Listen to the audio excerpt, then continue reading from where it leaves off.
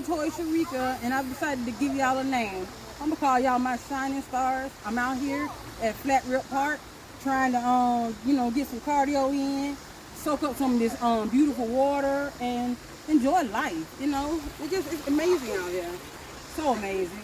But right now, I'm in the hot seat, and I'm gonna be asked a lot of questions that y'all want to know about me, and I'm gonna keep it 100 all the way. All right, your first question is, how does your weight affect your health? My weight affected my health because I constantly stayed in the hospital. At first, it started out with pneumonia, then it went to having COVID, and then I just went downhill from that. I started on oxygen tanks, nebulizers, and my knees and stuff. I couldn't hardly even walk from my car to my porch. I mean, it was just that bad, And then my kids, they was trying to deal with that, living in a new environment, and no father figure and all that good stuff. So it has affected me a whole lot. It really has, and it took me a long time to come up out of this if I didn't meet my neighbor, because she was my favorite star. Going into your next question from your first question, what health problems do you feel affected your weight the most and made it harder to lose the weight? The health problems I had was depression. I was watching those mukbangs, trying to recreate B-Love and the Baddie Twins and all that good stuff, and just sitting there eating it and going through the drive-thru and just eating and eating and eating. It wasn't caring. I mean, I was in a low point in my life. Then my marriage started falling apart, and I just didn't know what else to do but eat, and it was comforting to me. Okay, your next question would be, if someone was looking to improve their weight, what have you learned helped you the most when it came to losing weight in this journey? Well, what I learned the most is having a foundation, somebody that's going to be your cheerleader and help you throughout the whole process. And once you get that established and somebody you can trust, then you can work on your eating habits. And I've learned to eat better. I've learned to eat better. I've learned to eat protein. I've learned which fruits and which vegetables not to eat. And I know that I can't eat starches, rice, and I'm good with that. I'm really, really good with that. I fought it for a minute, but it took my bariatric doctor and my sister friend that's recording this to get in my ass to pull me together. I might slip here now and then, want something sweet, but she always finds a way for me to get something without it being high in carbs. And if someone was wanting to lose the weight and they go low carb and high protein that you did, where you saw the most results, what would you tell them about looking for a realistic healthy weight? Because, some people see fad diets and see, I lost 175 pounds in 3 months. What is realistic for you? For me, I was natural. I did everything natural. And then eventually, first I started eating right. I got my mind right. And then eventually I started walking without my cane. Then I started walking around my neighborhood 2 or 3 times a day, 2 or 3 times a day, and sometimes at night. Then I really got into dancing. I like to dance. At least I think I can dance. And that really helped me out. I don't buy no snack cakes no more. I don't buy all that junk food for my boys. We drink almond milk. We really, really trying to change our life around. You know what I'm saying? Because not only is it affecting me, it's affecting my children. So what would you say a healthy weight loss looked like for you? In how many months did you see how many pounds? Well, I've been working on this for a year. And I've finally gotten down to losing 100 pounds. And it wasn't easy at all, but I did it. And I had a village around me to help me to stay encouraged. Would you say a healthy weight realistically takes time to lose naturally? It takes time to lose naturally. I mean, it goes on overnight, but it takes time to get all this off of you. It really does. All right. And then what would you suggest someone who is losing weight should avoid to keep from gaining it back? What were your setbacks that you learned put weight back on? Not eating right, sneaking food, carbs, and thinking you can just sit around without exercising.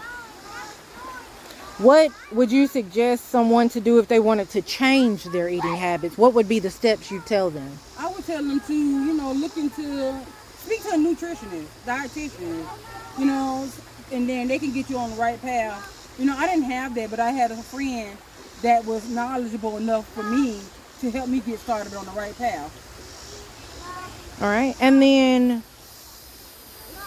are there any kind of physical activities that you found that you have to avoid because of your current health conditions right now? Well, right now, I push myself a lot to go walking. I walk and walk and walk, and sometimes that hurts me a lot, and then I get mad at myself because I don't go walking. But I've been learning that I can do other things besides walk. They got chair exercises, which I really don't like to do because I'm so used to just moving around. But the best thing about it all is that I don't sit around no more like I used to. I stay busy. Cleaning up, whatever it takes. I'm not just sitting on the couch popping popcorn, eating it. You know what I'm saying? I'm not doing none of that no more. I stay active as much as I can. What would you say as far as your recommendations on someone having a bariatric program such as the one you're going through where you have a bariatric doctor? Would you recommend that to others? Yeah, I would. I really would, especially if you've been trying to get off weight for a long time. I would definitely recommend that.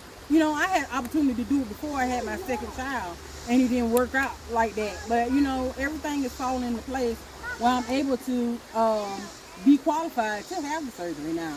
And I'm very excited. I got my mind right.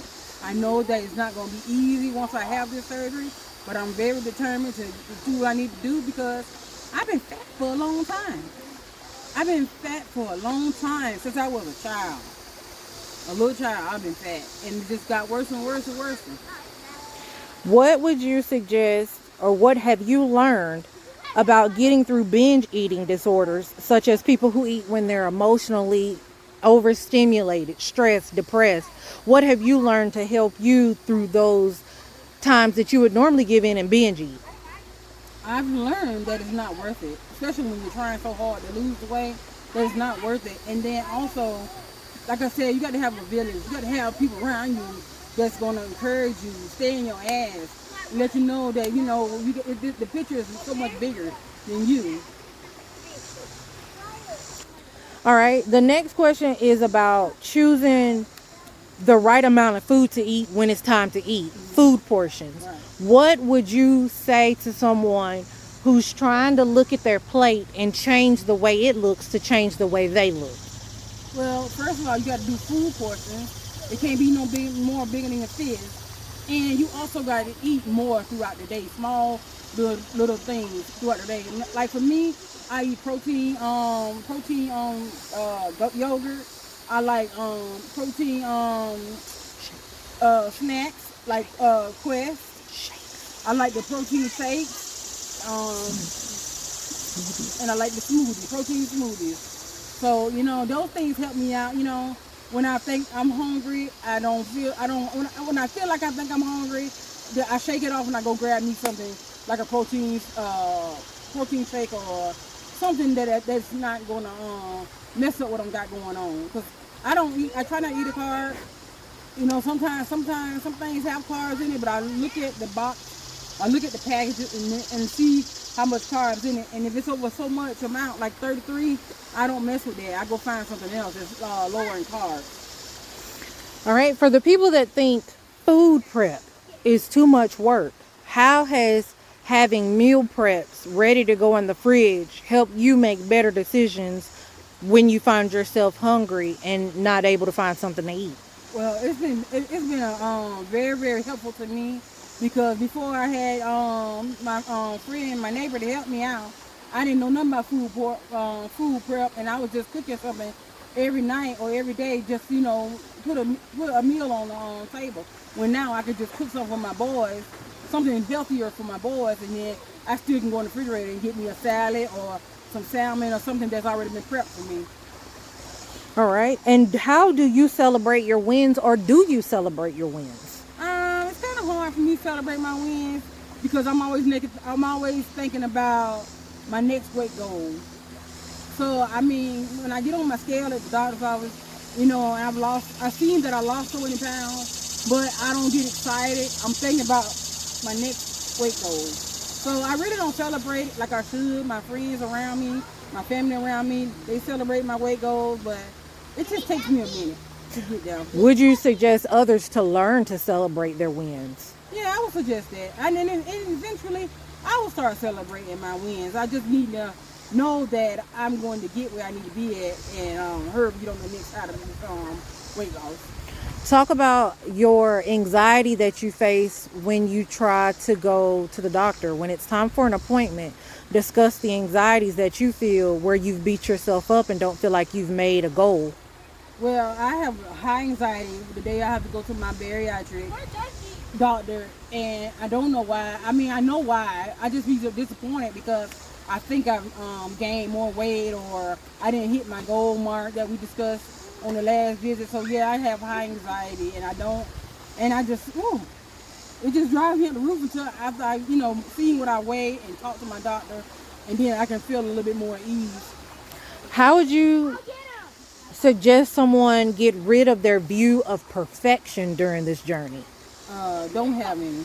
Don't have no view of perfection because you're gonna have your ups and downs, and you're gonna have them times you're gonna be upset and mad and angry, and then you don't want to try to go and get to some food, And I've been there and done that, But like I said, I have a village around me. I have a bulldog behind me, and she's making sure that I'm not even trying to do anything like that to hurt myself. How would you suggest someone to shift their mindset about weight loss journey? Because a lot of people don't know where to start, when to start, or how to start. And, taking that first step is the hardest one.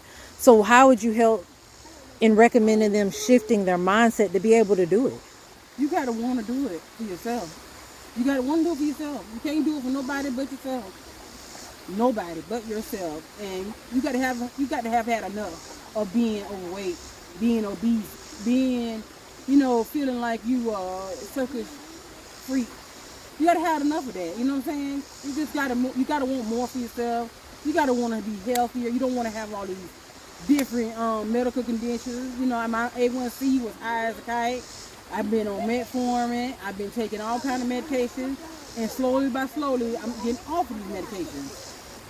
It's hard work. It's hard work. And, and I get mad. Like I said, I get mad with my bulldog sometimes, and I do want to beat her up and strangle the hell out of her. But I know she's right. And I give in because I know she's right, and I know that I want to live to see my children get grown. All right. One of the hardest things that I've witnessed that you've had to battle is comparison to others and their journey. What would you suggest to someone just starting their journey when they see social media and the social media unrealistic comparisons where, this person lost 100 pounds in 3 months because they had cancer? Or this person lost 85 pounds because they had lipo. What recommendations would you give to help someone starting so that they don't get caught in the world of comparison? Well, for me, I think you should get with a dietitian and then get with a trainer so you can learn more about the exercises, the right type of exercise you need to do. And don't compare yourself to those people on the internet because it's not real. It's not real. It's not. You don't know what else they taking to lose that weight so fast.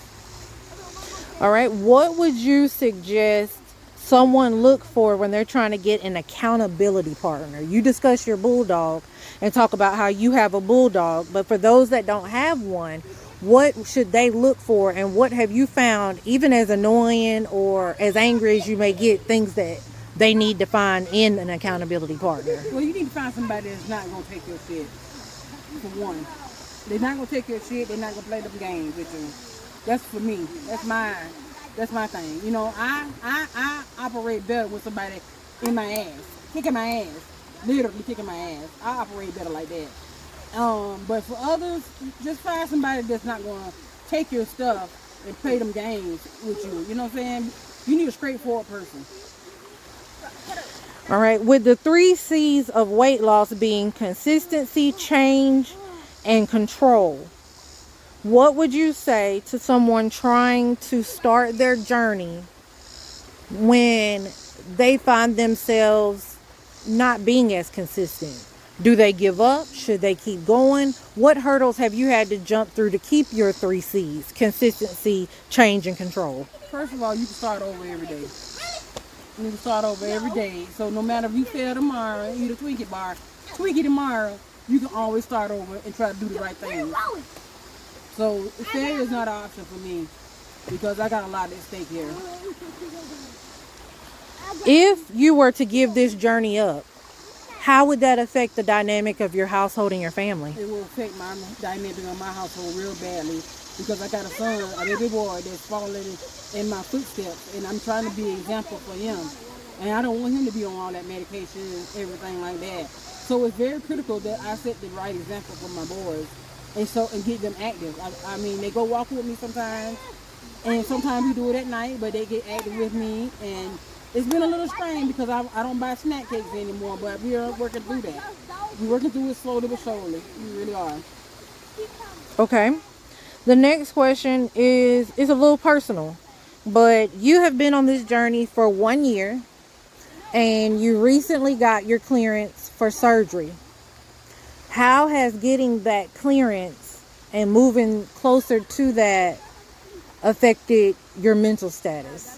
Well, my mental status is I'm nervous and excited at the same time because I waited so long to get this done, and I've been through a lot of mental health issues. So I feel as though once I have this surgery and I can really start living my life with my kids and being more of an active mom. So with the weight loss surgery, we've talked to the dietitian. For those that may want to follow in your footsteps and get the bariatric team together and maybe go through the weight loss surgery, discuss some of the tasks that you found is going to be your new life after surgery, such as eating habits and things that they've told you are going to now be restrictions. Well, I'm going to have a gastric bypass surgery, and my stomach ain't going to be no more this big. I don't know if they can see that, but that big. It's not going to be more than that big. So in the beginning of this thing, I won't be able to eat solid food. I'm going to do a lot of protein within the first few months. Protein drinks, they're going to be my best friend. Then we're going to gradually work our way up to solid foods. Calcium. And counseling. Calcium. Also, we got to take a lot of vitamins and calcium to replenish our body of what has been taken from us during this procedure. And we're going to be on that. You're going to be on that for a lifetime, so be prepared. And then it's not cheap. It costs. So you got to have your mind right and got to be sure if this is what you want to do because it's life-changing as it is. How much would you suggest someone save to have in savings for after the surgery, being that we just got a price list of what you have to take for the rest of your life? I would feel like a good $5,000 to $10,000 saved up because you got to buy those pills, and them pills don't cost. They're cheap. They're not cheap at all. No matter where you get them from, they're not cheap. With the vitamins costing about $40 a month for each set of vitamins, and the calcium chews costing around $30 a month, and the iron that you have to take, you would say $5,000 to $10,000 saved up, or to budget for that amount each month. That's right. All right, and that's on top of food, correct? Right. On top of the meals and day-to-day bills. That's right. What is the hardest part you think is going to be of this recovery? I think the hardest part of this recovery is that I don't want to, I'm thinking that I'm not going to be able to sit down. That I'm going to be sitting down idle, and I don't want to be idle. I want to be up and moving. The second, third day, I want to be up moving around. And I've been told that I'm not going to be doing that, but I'm determined to do that. But not if it hurts you health-wise, no, right? It's not going to hurt me. If it don't hurt me health-wise, then I'm going to do a little light work here and light work there. Right. And for those out there in the YouTube world that may have had the surgery, go ahead and let her know it's a major surgery. She's going to be in recovery, and she can't run a mile on day 3 because she really wants to get up and run around on day 3. So y'all comment and help her out. Let her know that recovery is not to be played with. I want to play kickball again like I was when I was a young child. Oh, I want to experience that all over again. I want to see myself when I look in the mirror, I want to see myself looking good, healthy. I want to see myself being able to wear regular size clothes, and being able to go and shop, and when I ain't got to be like, where the stuff for the big people at? This how y'all got, I mean, woo. With that same thought process, what would you say was that light bulb moment that made you want to commit to overcoming the yo-yo dieting? Well, it was personally me, my eating habits I didn't want to change, and then I had mental health issues, personal issues that just was overclouding everything. So I really didn't think I had a chance. So what was your aha moment? Do you remember what it was? My aha moment was that I was just constantly going back and forth to the hospital. Even when I went on my doctor's visit, they was wheeling my ass to the hospital in an ambulance. So I got tired of that. I really did. I got tired of that. And then when I go to the doctors, oh, you need to lose weight. You need to lose weight. No, Dodo Bird. I know I need to lose weight. What are you going to do to help me? I know I'm fat. I know I'm overweight. Tell me something different. Then I started getting mistreated at the hospital. I need oxygen. I got to be on this stuff. And then they like, we're not going to help her. Even one time I was in the hospital, they didn't give me my pain meds. I heard it so bad.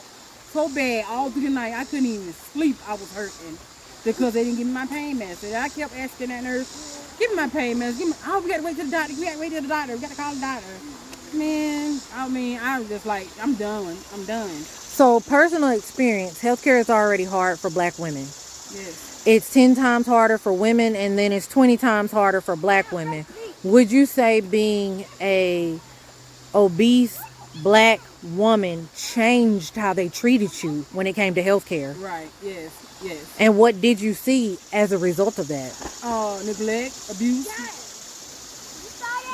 Talk about the time that they wanted to discharge you and your oxygen levels was only at 70%. Oh yeah, they didn't even. My oxygen was low. I went to the hospital my second time going to the hospital from the doctor's office, and my oxygen was low. They stopped me in the goddamn lobby, and you don't know how long I had to sit in the lobby before I can get in the back. And then for them to get me in the back and have me waiting there even longer before the doctor decided to come in. Or even gave you any oxygen. You know what I'm saying? Yeah, and then I had to use my oxygen that I brought with me instead of using their oxygen you hook up to. You know what I'm saying? And then the doctor came in, we ran this test, we don't see nothing wrong with you, we gonna let you go and all this, I was just like over it. I was so frustrated and just over it.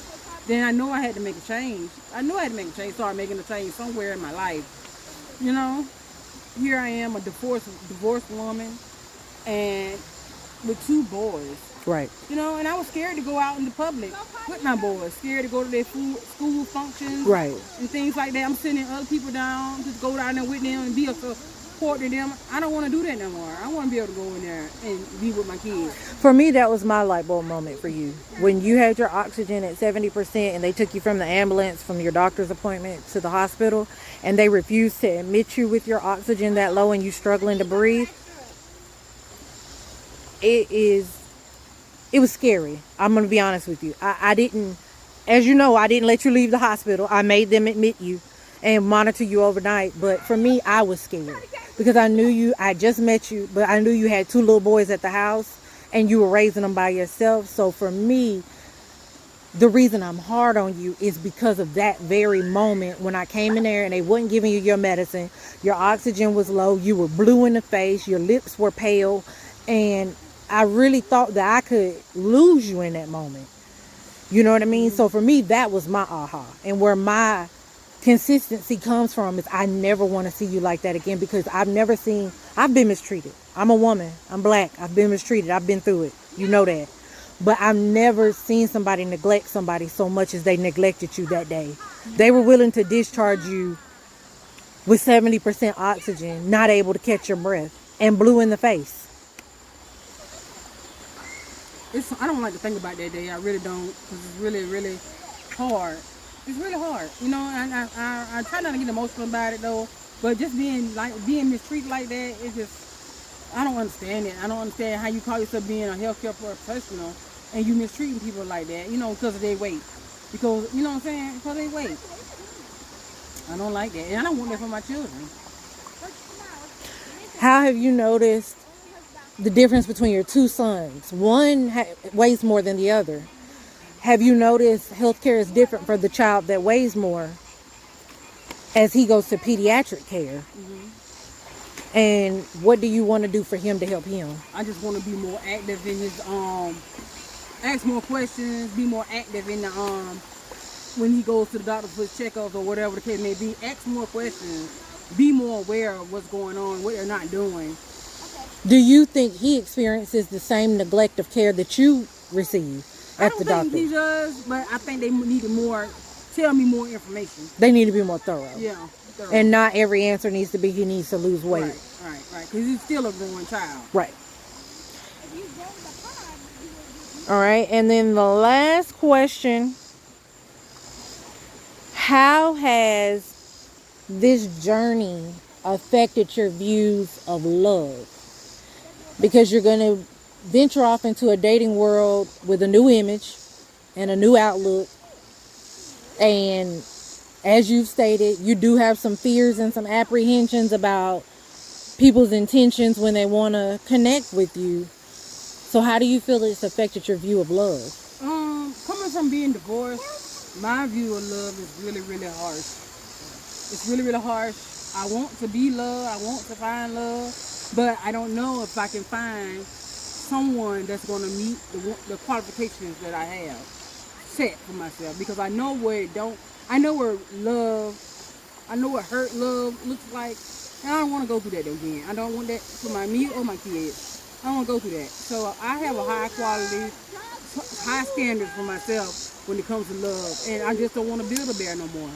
I don't want to do none of those things no more. I want whoever I decide to let in my life to be already established. Are you going to be open to love on the other side of this journey? I just got to see how things go. I'm not going to be loving somebody off the bat. But I just got to see how things go, how things play out. So right now you're closed off for love until you finish your journey, you think? Yeah, I think I'm closed off with love, but the main focus right now is me and my kids. How has love been? I see men run stores and get hot and moist and all that good stuff. But, you know what I'm saying? I'm human, you know what I'm saying? It's been over 5 or 6 years since I've been with anybody other than my ex-husband. So, you know what I'm saying? I know they're doing different things when it comes to sex and dating and this and that. And I'm just not ready to be a part of that world. I'm used to doing other things. Back, the old stuff back in the days. I got to get up to date, caught up to date. So now being in the dating world in the new generation where they don't court anymore, how has it been with men that have tried to contact you? What have you noticed the trend has been that, do they think you're a damsel in distress that they're rescuing? Well, let me tell you what I've noticed so far with the men that have come. I've tried online dating. I've done Facebook dating, and the end result of the thing is that they think I'm an obese, lonely woman that will take anything and deal with anything. And the answer is no. It's not. Immediately no. I've been there. I'm a grown-ass woman. I'm 46 years old. Immediately no. I'm not doing that. I'm not doing that shit. You're not going to force me or anything to make me want to be with you or do anything you got going on. I'm not that kind of girl. Would you say that you found men try to take advantage Yeah. of your current health condition for their own personal profit? No, I ain't never. Well, I had one, but we hurry up and that was already hurry up and got gone. We deal with that accordingly. But mostly when they see my pictures, they feel like they like, well, she's lonely, she fat, anybody want her. So we gonna go in here, and make some things, change up some things. What would you suggest for people that are currently going through the journey, wanting to be open for love? What would you say would be some standards they may need to set? So they don't become a victim of some of the things you've witnessed? Well, for me and my standards, I need somebody that's going to be established. They're going to have their own car, home, bank account, that type of thing right there. I need somebody that's not. I don't need anybody to come in and try to buy me and buy my kids. I want to see how you operate when it comes to your money. You know what I'm saying? I got that from Natalie Clarice. I need to see how you deal with your money and how you pay your bills and stuff like that. And then if you can do that, then we can go a little bit further. Them my standards right there. I don't want to build nobody up. I done that for 20 years, and that didn't work out for me at all. I want to be able to trust you. I want you to be trustworthy, and I don't need no sex offenders. I need you to come in and ready to love me and my boys, and give it an honest shot. Any other big sister mentor advice you would like to add that someone may need to know in this journey? Big sister advice: get you somebody that's gonna be a bulldog for you. Get you somebody that's gonna do research when you don't know how to do research. Get you somebody that's gonna take the time out to explain things to you, and get you somebody that's not gonna play your games and tell you no and hold you accountable. Definitely. Hold you accountable. Somebody that can tell you no would be a big suggestion. Right, a big. They got to be able to tell you no. You don't need a yes person around you. No, you don't. Because you was gonna have that, you might as well just quit the program. All right, and then would you recommend your pediatric team, Piedmont Atlanta, to other people? Yes, I sure would. Because so far so good. My son, my baby boy, he's able to get on a breathing machine. I'm on a breathing machine. It's called a CPAP. You know what I'm saying? He's going to be getting on the talking to a dietitian, getting his weight right, and getting on the right foods and this and that, because he's so picky, such a picky of an eater, that he has to have a dietitian in order for him to be successful in his weight loss. You know what I'm saying? I'm not looking for him to lose a whole ton of weight, but I need him to be more healthier, so he don't look like a mini version of me when I was little, when I was 6, 7 years old, 8 years old. All right, well, this concludes our hot seat for Latoya Shareca today. Would you like to tell your shining stars goodbye? Goodbye, shining stars. Have a great night, great evening. I love y'all. Hit that thumbs up button and subscribe. Tell your mama, tell your daddy, tell your auntie, sisters and brothers, come and check me out. Subscribe.